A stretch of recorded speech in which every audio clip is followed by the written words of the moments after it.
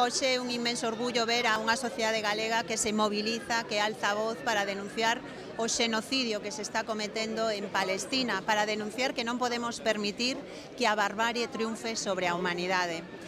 Unha dignidade que contrasta co que está facendo o goberno de Rueda, que vota en contra de condenar ese xenocidio, instalado nun negacionismo que non comparte a inmensa maioría da sociedade galega. Esa mesma dignidade que é un exemplo frente a unha Unión Europea e aos gobernos dos Estados que están mirando para outro lado mentre se nos televisa un xenocidio, mentre se comete unha auténtica barbaridade como a que neste momento está pasando en Palestina. Por iso, desde o BNG insistimos en que os Estados deben deixar de ser cómplice, a Unión Europea debe deixar de ser cómplice e romper todo tipo de relacións internacionais con Israel e traballar para que o goberno sionista, con Netanyahu á cabeza, sexa xulgado por cometer crimes contra a humanidade.